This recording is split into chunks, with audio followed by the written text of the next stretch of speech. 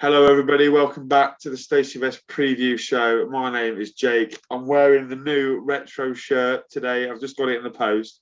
We are joined by none other than a local Lincoln City celebrity that lives in the Northwest. It is Ben Knapman, Cods Vlogs. Hello Ben, how you doing, mate? I'm very good, mate. How are you? Yeah, living the dream, Ben. Busy days, busy days. Obviously, so you're a YouTuber, right? Is that right? It is, yeah. Been doing it a few years now, and on the old Fleetwood, on League One, and loads of watch-alongs, loads of streams, loads of vlogs, and just chat rubbish in front of the camera for 2.5 hours every Saturday. Yeah, I think we're about to have 15 minutes of that now. But obviously, you've just hit 6K on YouTube, which is massive for yourself. So congratulations for everybody on the Stacey West. What does that mean for you then personally, hitting that sort of milestone? Honestly, it's the biggest yet because how long it took, nearly a year. It took 6 months between the other landmarks, and I've wanted it for so long. So I'm absolutely delighted that I've hit it. But YouTubers are never happy. You want to go get your 7K now, and your 8, and your 9, and your 10. So we keep working hard, and hopefully 7K will be sooner rather than later and quicker than the 6K was. But thank you very much on the nice message. And obviously, as I said earlier, you're a bit of a celebrity around Lincoln for being on the Lincoln City Match Day Live. A little birdie told me you've been on there a few times. Yeah, been on there a few times. It's a great programme and, very well presented. I always like going on. I think, it's good to see different opinions from different fan bases and see where their intake is on League One. So it is, a really good show, and I really enjoy going on it. I heard you say professional there. I assume you're not talking about Gary, the creator of the Stacey West, but that's another thing to talk about. Let's talk about football then, mate. Fleetwood have gone through the ringer recently, haven't they? Obviously, Joey Barton's disappeared. I know you were a little bit upset about that. I've watched all your videos. We've spoken before about it. Can we just get your reaction on Joey Barton's departure? And then obviously he's gone to Bristol Rovers and he's done quite well so far. At first, it was, it needed to happen. And, I do know that. For me, I'm going to compare it. It's like being in a relationship. The girl's stunning, way out of your league. And, it's time for the end. And it's not going too sour. And she's gone now. Now she's flirting with another boy all over Twitter, like Barton is with the Bristol Rovers fans. They love him and he loves them. And it's sad to see them, honestly, I tear up a little bit over it because, Grayson, is a decent man. But for me, I want someone to inspire me, and Grayson doesn't do that. Joey always used to do that. And I think we've lacked a little bit of fight since Joey Barton left the football club. Yeah. Obviously, you were quite vocal that you thought Simon Grayson wasn't the right man to succeed Joey Barton.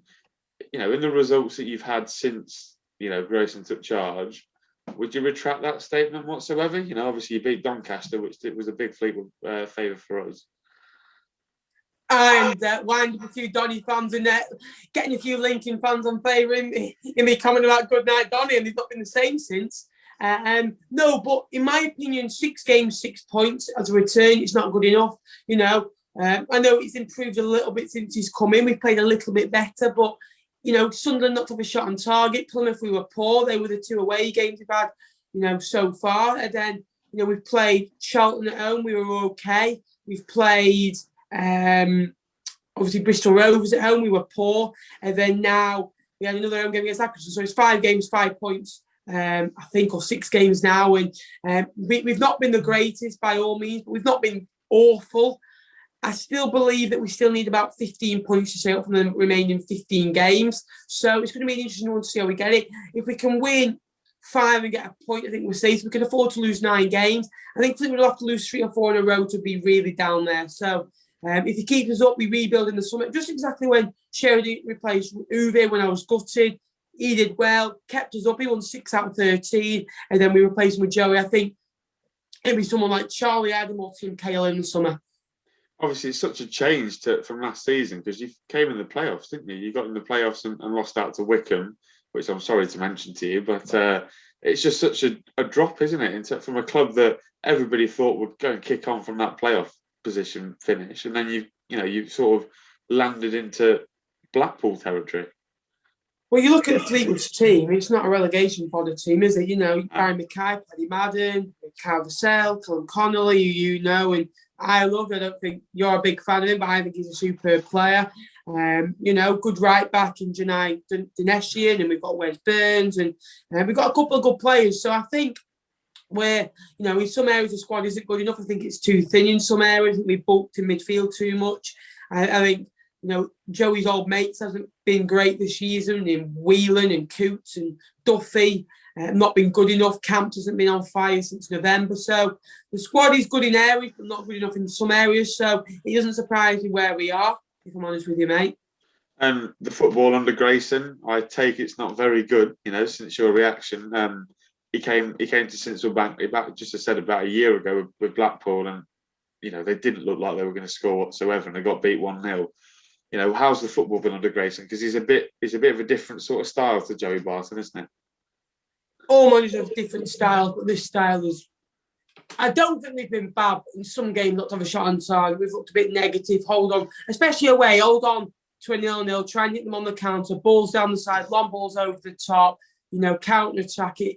But with Vassell and Jed Garner and Vassell and Madden, they're not quick enough with a front two. If you have a front three, and, you know, Mackay, Madden, and, you know, Burns, there's plenty of pace there to counter attack, but with the front two, it just doesn't work. And it's the same tactics as he exploited at Sunderland, Bradford, and Blackpool. It gets worked out. It's okay for a while. He started off well at, you know, a couple of clubs. He did all right at Sunderland in the first, you know, 4 or 5 games. He weren't terrible.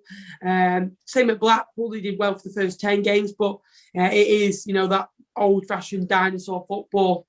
Yeah. And, you know, we've already played once this season. Obviously, that was under Joey Barton. It was a 0-0 draw. Wasn't really one for the you know, it won't be a memorable point on the road for our promotion, hopefully. You know, what did you make of Lincoln that day? Because it was quite an even contest. It was, and I thought you were very solid. You never looked like conceding. I thought your defensively were very good. I thought you looked okay going forward. I thought you lacked a little bit of belief at that time that you were a top side in the division. I think you were surprised where you were, if I'm honest with you. And we just probably hit a decent run. I think we beat Hull 4-1 8 days before, and we were a bit probably long without playing. And you obviously that was the time where Saturday, Tuesday. So I think you're a better side now than you were then. And tomorrow at Sincil Bank, it's going to be a very tough game for a side that score goals against a side that struggle to score goals. So you know what that means? 1-0 to Fleetwood. And can we just address something? That goal music that Fleetwood are very famous for. What's all that about? Because obviously you play it to wind fans up, and I love all that. Don't get me wrong, but what is all that about? I just think it's Fish Town, you know. Fish, Pugwash, and, you know, it winds the fans up, and it gives Fleetwood a name, doesn't it? And it'll never change. Billy said that, our owner. So I think if it gives us a name, it gives us a reputation, keep it. You've got the sound for a corner, and, you know, that's annoying, but you keep that. Well, absolutely. 100%. You don't change for anyone, Ben.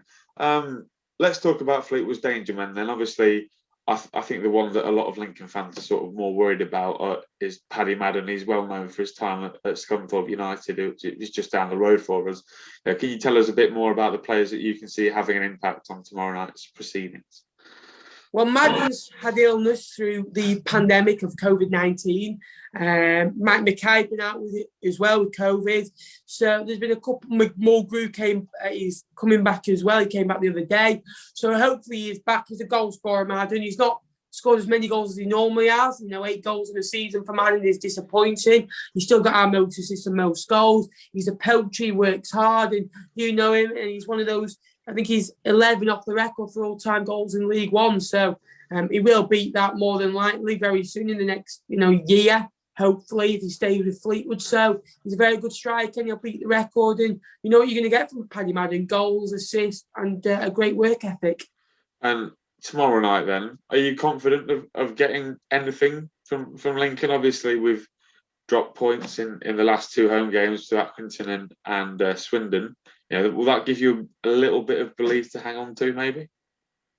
A bit of belief, yeah, but I still think Lincoln are a very good side. It's going to be a very tough game. I don't think we'll get anything from the game, if I'm honest with you. I think the way that you're playing, you want to get back to winning ways. You've only won 1 in 5, but you've only lost 1 in 5. So, you're a good side. You've slipped down to second, so you want to get back that top place off Peterborough again. So I expect a very good game. And your manager signed a new deal. He wants to have that first win since doing that, because look at Lambert, he signed a new deal and they didn't win for 6 months pretty much. Scully signed a new deal. Been very impressed with that. I think George Grant is out tomorrow, isn't he? He's not going to play. Yeah, I don't think. Yeah, I think he's been terrific for you this season. I think he's the best attacking midfielder in this league. I don't think there's anyone that comes close. You've got a good defence as well. So it's going to be a very tough game. But I am going to go for a 2 or 3-0 Lincoln win. You spoke about flirting with the women earlier. You've clearly just flirted with all the Lincoln fans there by saying that about us, haven't you? Tickle the fancy, mate. Tickle the fancy. He knows what to say. He'll go on the Peterborough podcast and tell people that Swadix is the best player in the division by a mile. Well, he isn't, is he? Anyway, where can Lincoln fans watch you? Because you're obviously going to do a watch along of the game, aren't you, tomorrow? I am, and it's going to be on my channel, Cod's Vlogs. It always try to be an unbiased commentary. I give thoughts on the opposition. I do League One content, so it's Cod's Vlogs, CODS VLOGS, and I'm on the road to 7K. Would you like to plug your podcast as well whilst you've got the opportunity? Yeah, I'm on the third tier podcast right now, and I'm really enjoying it. Talking about League One, I think it's important that League One gets coverage. You've been in the National League and League Two and League One, and you've had your little bit of coverage through your FA Cup run and your promotions, and what you did under the Cows and now Appleton. League One hardly gets any coverage. There's only a couple of games on Sky, so it's thank you for letting me plug that. We're going to regret having Ben on again, aren't we? Anyway, thank you for coming on, Ben. It's been a pleasure, as per always. Thank you, everybody else, for watching, and we'll see you for a preview later on in the week.